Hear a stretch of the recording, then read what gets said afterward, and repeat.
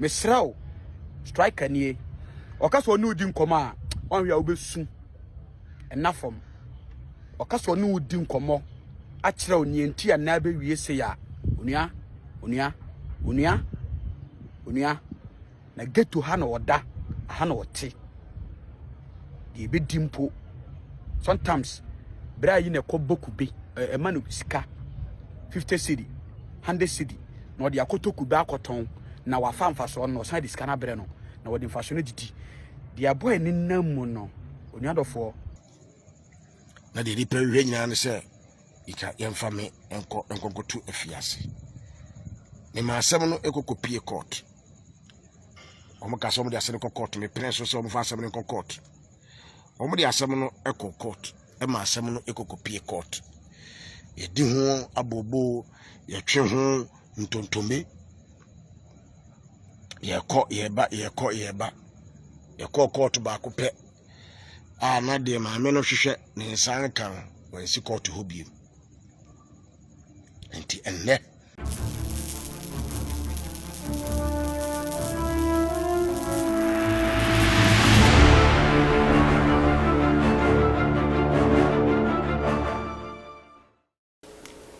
Mema wakwaba eba Skeleton Man TV. So Skeleton Man TV ana wuhwe. Se we your first timer any abomodian subscribe. Mia notification so send anytime bia ye di video betumu no wonso sabeka no anya bia hwe uhwewia comment fa ho kire wadwen efa video no ho abusua like video no na share emo bia so enya binhwe medasi bebre abusua video we eye 2 in 1 first one abusua eye evangelist Suro Nyame Suro Nyame mo amonim se Suro Nyame chese wonenam ghettos ana busuafo o preachi e kire ghetto fo no o ma wo ghetto honom se ne ombe den ombesesa afri enu oma boni num na busua o ma befa nyame no ma sesa afri enu oma boni na omo yenum na onina moa ana busuafo wakopie eye striker meken eye nipa oni Abraham ata abusua mobekai movie we eye Hollywood movie Beast of No Nations abusua sa movie no ana ye striker oni Abraham ata Ghana fon kola mienu a movie num no omuwo mu bi no abusua a sei eye Abraham ata nyame ayeden etumi aboa na sei no Hollywood ana sei owo a chese apart from Beast of Nations no watumi aye adom movies na eye striker die abusuafo enuoma anyeden ankoye amma no etise Abraham ata striker say ghetto anoyeden ohye ewo Ghana hanum striker we anoyeden onum ene tramo na abusuafo striker onum eno na evangelist Suro Nyame ekopie ni so a abusuafo ne yam eye den ehyi ni yie a osre Ghana fo se mumra striker emwa mumra na mumeden mumeboa no efise striker tibie na oyeden wo mu no ohia moa papa nti Ghana fo munyina munye den mumwa ni efiri ho a ni esako eye Agradaa mama part abozige mama obo fanta die fa wa mekamia me mekan faketwa ebeji kese Agradaa one Appiah bebrika sofo Appiah bebrika omukesa ebusua na ewo court no abawiye eno ana Appiah bebrika o ma yenya ntiase se court case no abawiye amase se no ono Appiah bebrika oyenkunim difo wadinkunim ewo case num osi case na ekopie wo court no no ye suspect ensu say suspect no ono abeye den ono abeye winner of the court case ama Agradaa or the case ni court no waye loser osi Agradaa eye bia se chese Appiah bebreka ye beden ye dini betum otuetue sika bebre fifa echirechere ni ade nso anye ye ono ano ye suspect no say no abusua wabeye winner of the case into o madasa Ghana fo nyina nyante ye say eye case a Agradaa mama part odi ko pie court no ono Appiah be breaker no oye victorious ebusia a chese nani agye den o say case ni ko pie court ho no mu a Agradaa ye bibia se anka de ono o penu obenya no a o hwe ya wanya no court ho no ma fe kra de no onye den onsi hobiem ebusia mumienko ni entie evangelist Suro Nyame ni ewia Appiah be breaker di owo kan no eno so ne de abramo abushia osofu Suro Nyame ene ma ba striker ho no beast of no nation a beast of no nation striker na di be na odi wom striker no and the striker promise me say we no wagya enom real tramo wagya enom church wagya enom wagya bibia nom na ba bia striker te no abushia sha wo mo de boa brante ya boa ni boa e wi ase enye obi bibi ni obi bi ni de waye ni yie ni de yaye ni yie ana wo de waye ni yie asante fo kasa mesraw striker ni okasa onu di nkomo a onhwe a obesu enafom okasa onu di nkomo a kire oni enti ana be wie se ya onua na geto ha na oda ha na ote be dimpo sometimes bra yi na koboku be emanu sika 50 cedi 100 cedi na odi akotoku be akoton na wafa mfaso no san di sika na bre no na odi mfaso no didi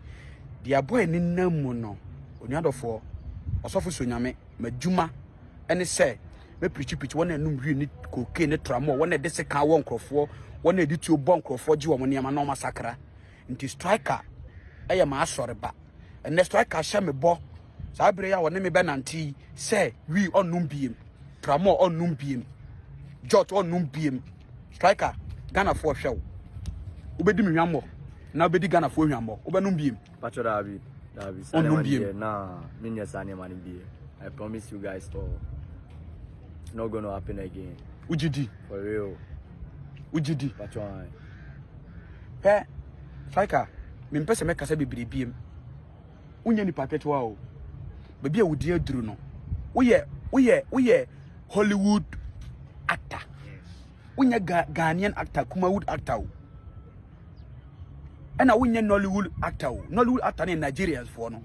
ena Kumawood actor ye Kumase for woye Hollywood ewiase nyina you international actor nti wo brand de kutaw ni baby Nyame de waduru no actor bia ni Ghana ha ni tipan ne wo Oscars award ewo movie nti baby Nyame de wo kɔ no ano odene e ma bonsam kwan ma ne mfa akɔnɔ dwi tramo ni koke ni sane ma ne nsɛw because shine ekuta no ano odene bepe me ne yetwa movie ne kɔ 12 years bepe me ne movie nda so jane na so adeteye ne adesai de bia movie ni jane na so striker nguma ni masi mi ari mi ni sika mi ni dan mi ni car but onyankopon boss so ne asase a ohwe fom no minim se wona ehwe no ekuta adwempa no omo nhwe am wabra bonsai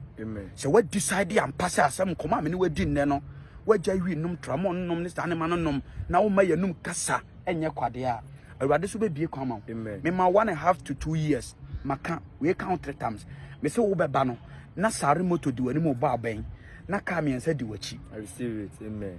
because wunya ni paketwa na you after she get to rebase Judges chapter 11 na you after she rebase no num wi ne tramo ne niama na nipa hu ni se wasai sai na nyame ani ku no ho nyame pagya you after be ye no wo hin Israel. What you say? After after na wo she rebase num koke ne tramo ne sa obokro no oba na MP4 koto oba na police 4 koto na soldier 4 koto. What you say? Na officers bank managers koto because the nipa hu ni se nyam yato atwen no nyame ntontwene uni ntomago ya dey ya de papa form ba na ye ntoma ye hye ya tade ane ye de ko wedding ye de ko party but ye hye ma no go ane yato atwene uni ntira ye hu bibia enye ye ndi ye de papa nkwan nti ye ni obi a wa asase so ye friend se otimi ye saade ne ye ntomago yie ba ye onyame ba akopɛ ye friend Abraham ne Isaac ne Jacob nyankopɔn nyame ya wokuma pem nyane ya pem se ya pem bo apem pete bo apem ano onna oye frefre che nyankopon a ye frɛ ni frɛ che nyane ntem ni di kɛseɛ ɛyɛ ɔpam ago me se fɛn sɛ ɔpam ago nti ntomago na yɛ totone sɛ nipa ntimi nye ne yie no yɛ wɔ nyame a wotimi pam a yɛ fɛn ɔpam ago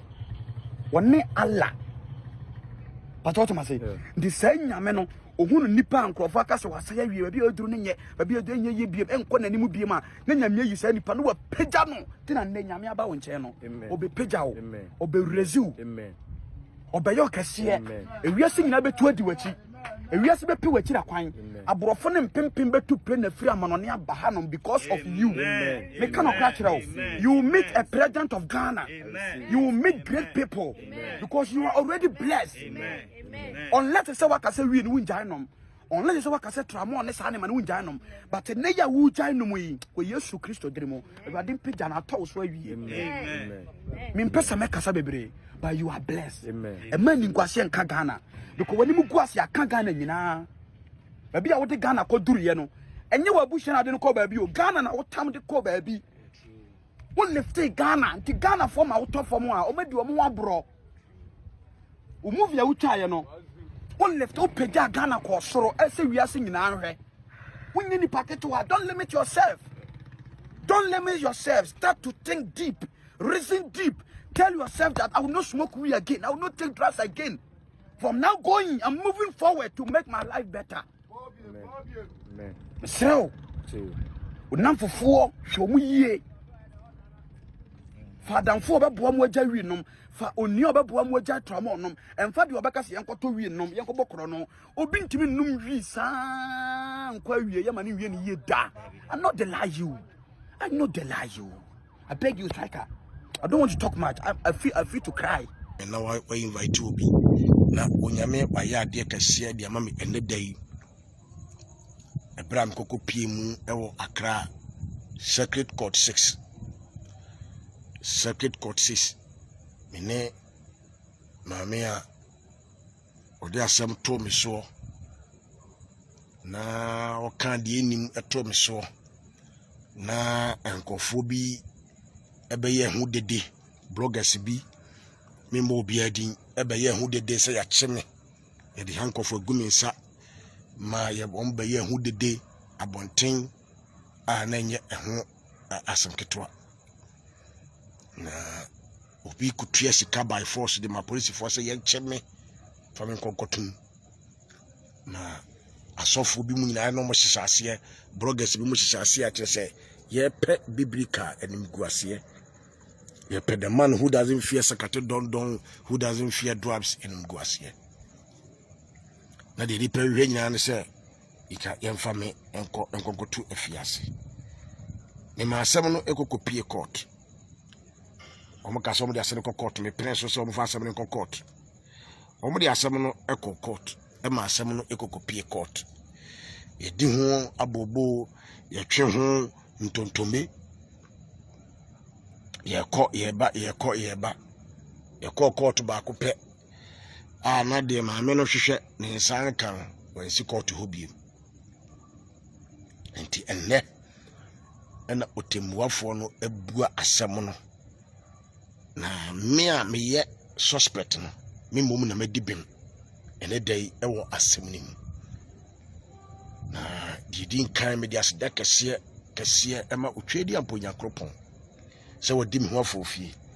na wanyame anhyɛ matamfo ne matefo nsa wanyame anhyɛ mabusuofo nsa wanyame anhyɛ apamsɛyefo nsa wanyame anhyɛ wɔn a nanka ka wɔn nko nanka biblika nanka asɛm atome nanka medafiase nanka manim aguase nanka mabusua meye memma nanka omu twa adwadwo omu twa omu di abobo no Ewurade amma omu hyehyɛde no amem Ewurade adi ho afofie ene dai ama medi nkunim kɛseɛ me am ye suspect no medi nkunim kɛseɛ ewo court ene dai ano paron na wasanka yɛde asɛm nyina baba tudwa na tie wieye no yɛde tiko wo mu enumere yaba bedru fie tie wo sɛ ma atiefo ne adofo nyina hu de kɔɔso onyame adoma wo kyina ena maba be pense nsɛm ne mu yie but na wo sɛ nya nwumere me ba na me de aseda kɛseɛ ne aseda piesie ma wo twedi amponya kropon abasa yi adom nyame a otumi ade nyina yɛ no awo hu me mobo wo nyame ansa atamfo ne abayifo ne abusuofo yinsa ama de omo hwehwe de omo susu ye na memu no wo se de aseda kese e ma wo sa wotwedi ampo nyame na ebi kana ko a doctor who medana se bebrebe ojiramachi anopa awieo anwumero anadwo papai nisika oyisika de se de ko police de se de fa lawyer bibia papai onyame mu nyame shan bebrebe odofo obashem video no mame na nyame bo wo kina bibiri ka mesaba na awurade ayade kase ayade kase amame ama enne medisa abusuofo ni na so nkunim ama de omo hye de omo suye no amen enne medin kunim ne menam ye suspect complainant no medin so nkunim a police for man hwehwe asem no mu yie no omo bete yanka a omo ko jedem de na de asam to me so by force me the hank of go me inside the better social media go me hu fin ene wo mo go me hu fin no and na ma dibi me wo bete me nka me din the man who doesn't fear sakato don